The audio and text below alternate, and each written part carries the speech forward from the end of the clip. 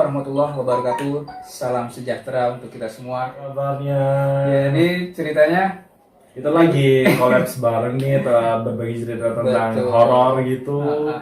Dan di kali ini aku ditanya-tanya sama Bang Arif nih tentang pengalamanku gitu kan. ya, itu Tentang dia. horor. Banyak sih Bang pengalamanku tentang horor itu. Banyak. Iya banyak banget, dari mulai aku kecil sampai sekarang tuh banyak banget yang ingin aku ceritakan. Mantap. Mantap banget. Berarti ya. ini hari ini studionya Bang Restu gue bajak dulu nih Ya, buat silakan. Habis dibajak ditanam padi biar tumbuh. Dan jangan lupa untuk di-subscribe channel kita berdua ya. Dan ingat jangan pernah menonton video ini sendirian karena akan ada sosok yang menemanimu di samping kamu.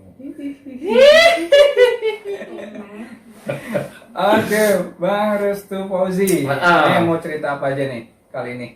Jadi aku tuh dari mulai kecil sampai sekarang tuh sering banget yang namanya nggak diganggu sih, kayak dari suara kayak penampakan gitu pernah. Ini cerita waktu aku zaman kecil dulu. Jadi waktu kecil itu aku selalu pulang ngaji gitu kan. Ya karena yang namanya di kampung gitu kan, gelap. Zaman dulu kan belum kayak sekarang, belum ada listrik. Iya, Masih betul. pakai lampu apa sih?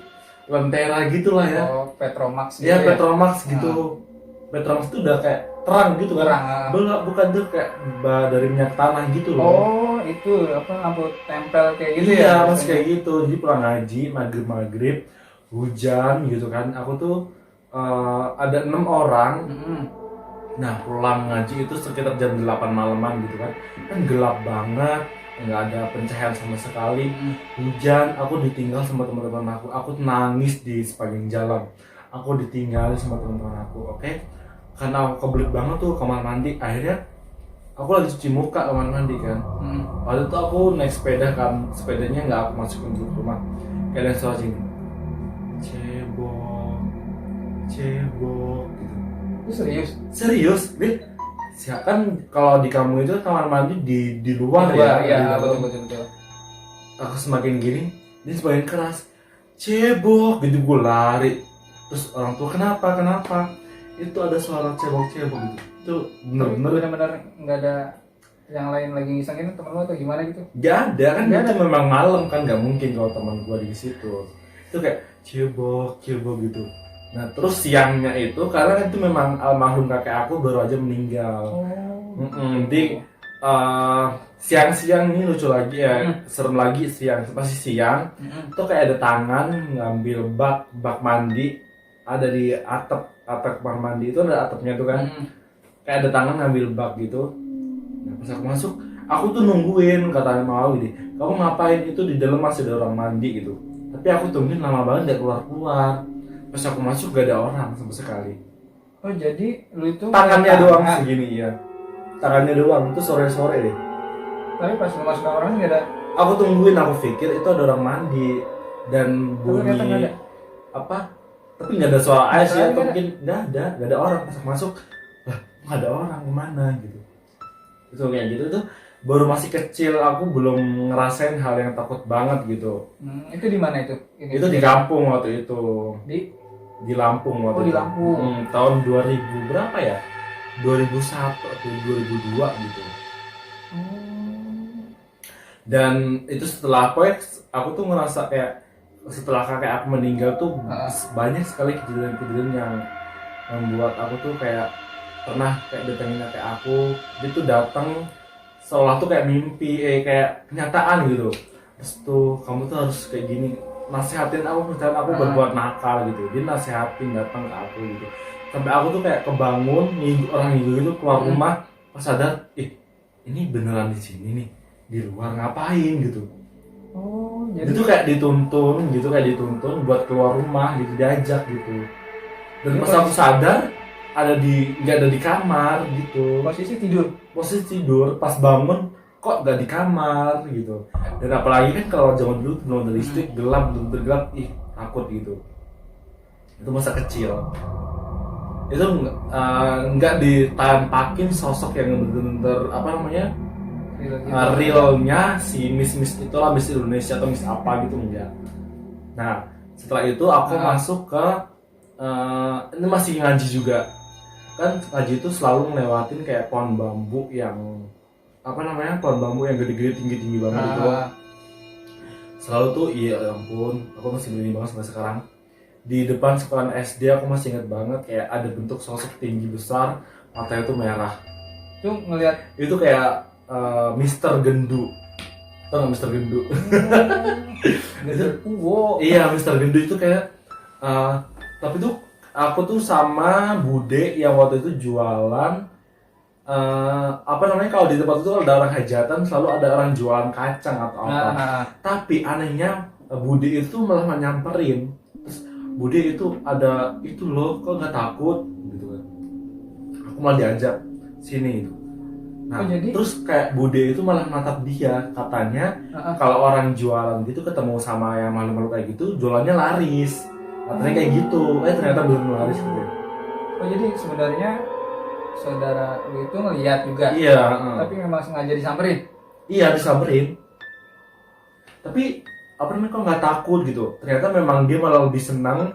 Kalau orang jualan gitu kebanyakan lebih seneng kalau disamperin ataupun ditemuin kayak gitu pasti dagangannya laris, katanya gitu. Mitosnya gitu ya? Mitosnya kayak gitu. Tapi dia memang nggak takut sama sekali. Dan gue merinding gitu kan. Dan sejak saat itu gue tuh orangnya parnoan, takutan, penakut banget. Misalnya ada di rumah lagi sendirian ada bunyi tong gitu, gue itu apa. Selalu mengaitkan dengan hal-hal yang horor kayak gitu. Oh, karena dari kecil udah udah takut. Udah ditampakin kayak gitu. Nah, ini lagi masuk ke dunia kerja. Gue waktu itu kerja di sebuah hotel di Jakarta. Udah dewasa nih? Udah dewasa. Nah, gue merantau ke Jakarta.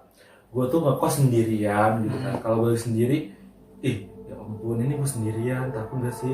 Dan sering ada kayak bunyi-bunyi yang air nyala sendiri gitu di kamar mandi. Jadi air tuh kayak bunyi motor keran sendiri, ada airnya. Pas gue lihat, oh nggak ada, kayak gitu. Sering banget di tempat kerja juga.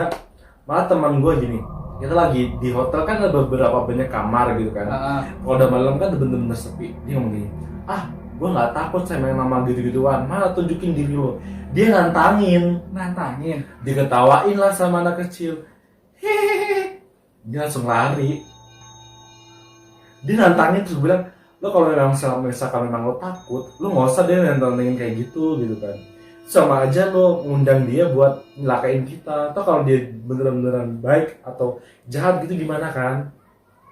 Dia nantangin. Dan saat itu juga ya gue takut juga lah pastinya. Dan sampai sekarang pun gue sedikit gue tuh orang penakut tapi penasaran gimana sih.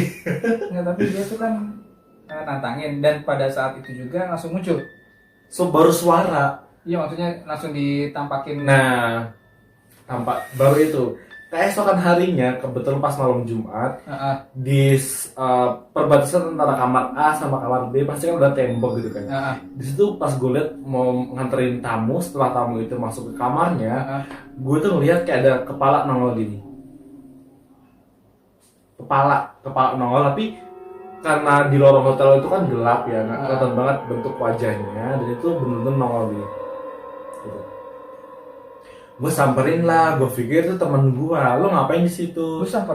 Gue samperin, karena gue nggak maksud, gue pikir temen gue kan, biasanya kayak gitu wifi-an, kan setiap kamar ada wifi kan, mungkin dia lagi iseng wifi-an, gue samperin tuh, nggak ada orang kayak gitu kan. Terus pas gue balik lagi, pas gue gini, gue tuh entah kayak entah kayak ngebayangin tuh apa, di depan gue pas banget tuh ada kayak mukanya tuh hancur banget.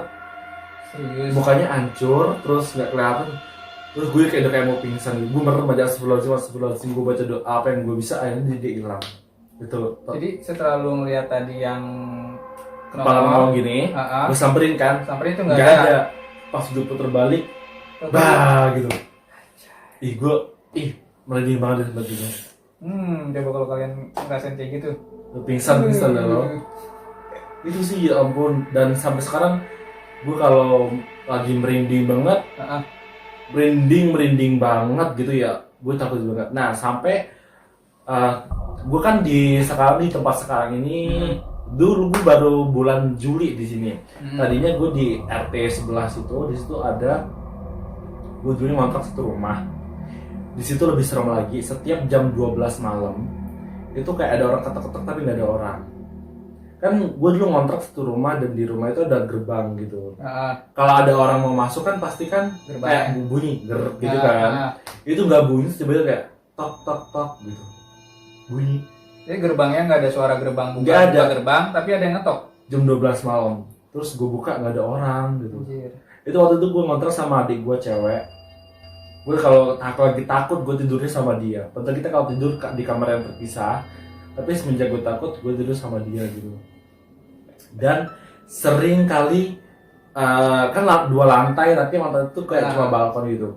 Kayak ada orang yang berdiri begini terus kakinya ngangkang gitu kayak gini putih gitu. Terus setiap hari entah mitos atau bener setiap hari tuh gue tabur-taburin garam. Itu bener nggak sih bisa ngusir kayak gitu? Mungkin kalau binatang buas sih mungkin ya. Cuma itu dia termasuk binatang buas apa? Jadi gue setiap hari tuh gue beli garam yang kasar gitu yang kiloan gue sebarin. Terus temen nanya, itu kenapa kamu taruh garam? Enggak, aku kayak rasa ada hal-hal aneh gitu. Tapi memang efektif nggak? Kenapa? Memang efektif nggak setelah lu nebar garam itu memang nggak Tetap ada? aja sih. Dan Ada kan? kakiku sebelah kanan ada temanku yang bisa ngelihat hal seperti itu, namanya dia.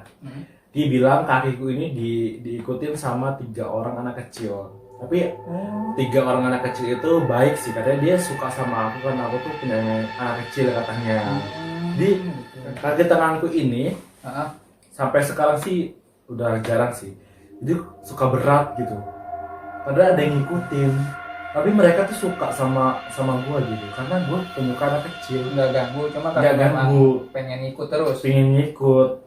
Dan akhirnya temanku itu aku disuruh bikin ngeprint air kursi terus sama dia dikasih garam didoain apa gitu ya. Aku percaya nggak percaya sih.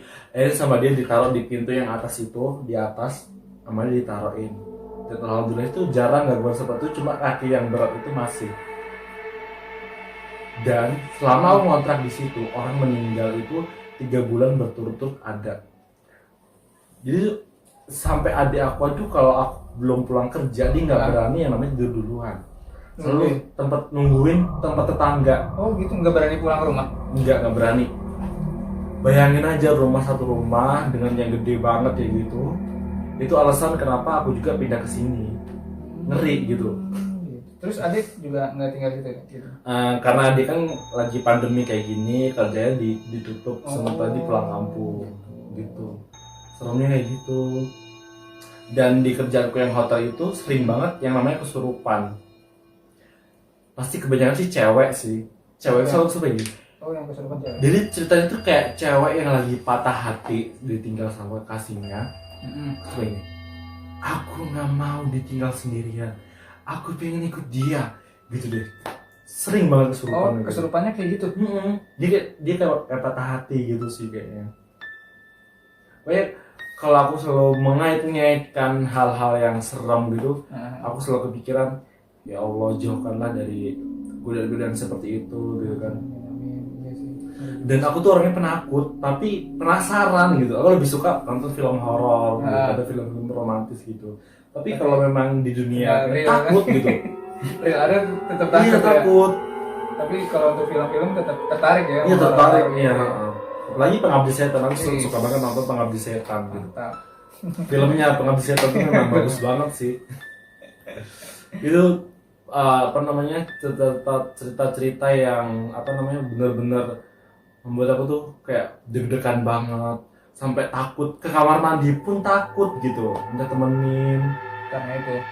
Takut banget, apalagi kalau di kampung gitu kan kamar mandi masih terpisah dari rumah, di luar biasanya di luar atau gitu. di sekat atau dekat belakang kan ya. Iya belakang banget tuh benar hal-hal yang menakutkan. Apalagi kemarin diajak teman penelusuran ke sebuah rumah sakit, bekas rumah sakit gitu kan, tapi rumah sakit itu udah nggak dipakai lagi, udah terbengkalai gitu.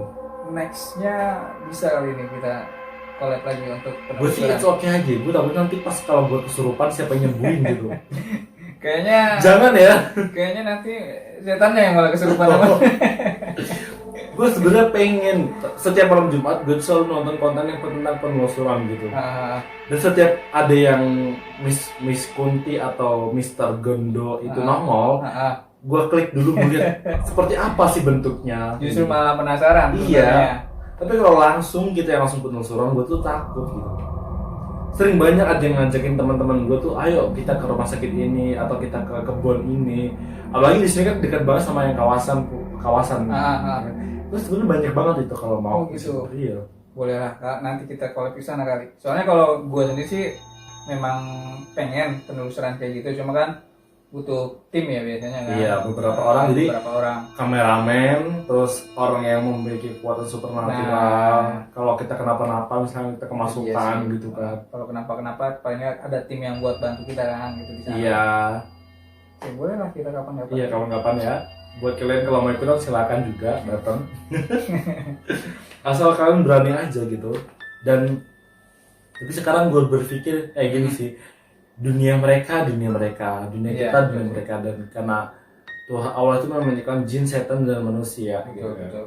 Jadi kalau selagi kita ganggu mereka, insya Allah dia ganggu mereka. Dan dia mungkin menampakkan diri ke kita karena memang dia ingin gimana sih orang ini, apakah dia penakut atau enggak.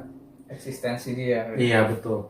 Dan setan itu kan lebih suka dengan orang yang penakut. Jadi Iya. aku sebisa mungkin membuat diri aku tuh lebih berani gitu. Mungkin juga kalau penakut itu jadi berimajinasi ya yang Iya. jadi Jadi kayak yang benda jatuh, aduh itu suara apa. Jadi yang tadinya benda apa dikira itu benda apa gitu. Jadi kita pemikirannya tuh kayak kemana-mana gitu. iya ini memang betul. Dan itulah dan alhamdulillah akhir-akhir ini sudah nggak pernah ngalamin lagi yang namanya hal seperti itu karena memang kerja udah nggak pernah pulang malam-malam. Oh, gitu. alhamdulillah berarti sekarang udah nggak pernah. Kan karena pandemi gini kerjanya terbatas gitu kan, Oh, nggak gitu. sampai malam. Dulu karena memang kerja di hotel sampai malam setengah 12 tuh baru pulang. Serem banget, apalagi namanya tangga darurat. Itu tempat di mana makhluk-makhluk seperti itu ngumpul. Di tangga darurat itu. Serem banget ya. Oke bang, itu ada lagi yang mau diceritain nih? Oke, kita cerita nanti di part 2-nya ada lagi ya. Ada lagi. Oke, thank you nih Terima buat kasih, Bang Rizky Mas Fauzi. Arif. Gue juga udah diundang ke sini buat cerita. Ini pertama kali gue cerita pengalaman gue Iya. buat Itu pengalaman horornya ya. iya. Ada nggak pengalaman lainnya gitu yang tentang percintaan kah atau Pasti apa kan? ada, tapi mungkin Di next episode ya. pasti nanti Oke. mampir lagi ke sini. Oke, ini ada sedikit apa ya? Oleh cendera mata. Ini kan lagi pandemi. Jadi ada masker nih buat Masker. ucapan terima kasih udah diundang ke Langsung studionya. Pengabdi setan. Pengalaman pribadi tentang setan. Aku pakai coba ya. Oke.